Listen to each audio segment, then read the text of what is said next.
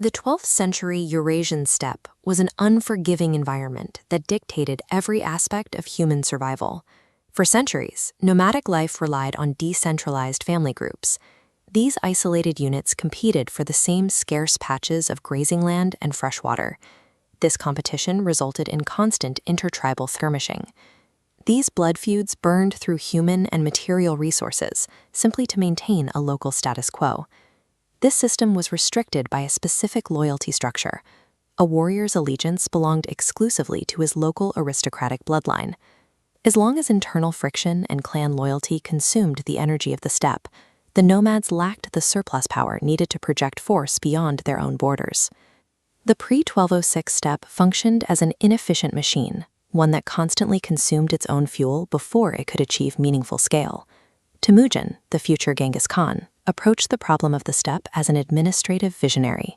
He focused on the systemic failures keeping the tribes divided. Building an army capable of conquering settled empires required the total removal of the tribal structure. Traditionally, nomadic raiding parties were organic and unstandardized. Warriors brought their own gear, and the quality of their horses and armor was determined by their family's personal wealth. An imperial army requires interchangeable parts. It relies on standardized units rather than a collection of unique family-bound individuals. Genghis Khan spent the early years of his reign dismantling these ancient social structures to replace them with a scalable military framework. At the Great Assembly of 1206, known as the Kurultai, Genghis Khan legally ended the old tribal system. He forcibly separated men from their ancestral groups, intentionally breaking legacy loyalties to specific clans. He introduced a base 10 architecture. The foundation was the Arban, 10 men from different backgrounds.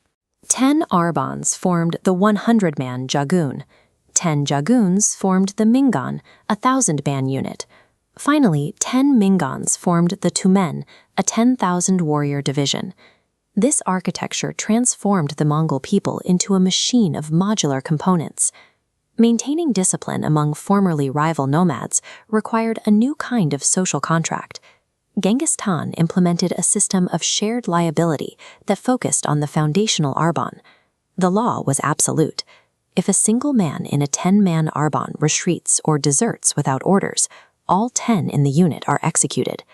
This rule enforced unit cohesion by making survival a collective responsibility.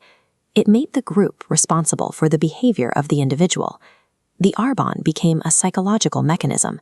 It forced every soldier to monitor his peers, as their lives were tied to his own. Alongside this shared risk, the system introduced merit-based rewards. Promotion was based on demonstrated skill and loyalty to the Khan, rather than clan seniority. Mongol discipline was built on a calculated requirement for collective survival. This standardization extended to the physical equipment of the individual soldier. Every warrior was mandated to carry a specific loadout, ensuring that tribal wealth did not dictate a unit's effectiveness. The primary tool was the composite bow. Made from layered wood, bone, and horn, it allowed a horse archer to fire with high accuracy at ranges far exceeding those of contemporary infantries. Heavy cavalry units were equipped with lamellar armor and lances. Their role was to provide the shock combat necessary to break through enemy lines once the archers had softened them. Standardized hardware allowed commanders to calculate speed, range, and logistics for an entire 10,000-man division with high accuracy. By treating soldiers as standardized units, the Mongol leadership could execute complex maneuvers across vast distances without the system breaking down. On the battlefield, a full tumen of 10,000 horsemen would deploy opposite their enemy. Traditional infantry formations were often noisy and disorganized. Commanders had to shout orders that were easily lost in the sound of combat. The Mongol cavalry, by contrast, operated in silence. They maintained even spacing and waited for signals rather than vocal commands. In a massive engagement, verbal communication degrades. It becomes impossible to direct large-scale movements once the fighting begins. The Mongols used a system of silent visual signals. Officers used black and white flags to communicate maneuvers and routing to the various units across the field. For immediate local actions, they used whistling arrows. These acoustic signals could direct 100 archers to fire on a single point simultaneously. This visual command structure mitigated the confusion of the battlefield, allowing the Mongols to react faster than their opponents. The practical result of this base 10 architecture was the tulugma, or double envelopment maneuver. In this maneuver, a central group of heavy cavalry holds the enemy's attention, while fast-moving wings of light cavalry sweep around to encircle them. This was a geometric operation. It required individual Mingans and Arbans to move in unison without losing their spatial orientation. Executing this required a level of timing and nonverbal coordination that traditional tribal armies could not replicate. The tulugma allowed Mongol divisions to trap and destroy forces that were significantly larger than their own.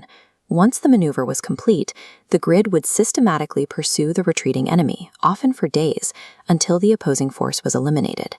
The Mongols operated as a calculated, modular force. Their success was the result of a coordinated system, not a chaotic charge. Genghis Khan conquered the world by reorganizing a fragmented society into a standardized and scalable military system.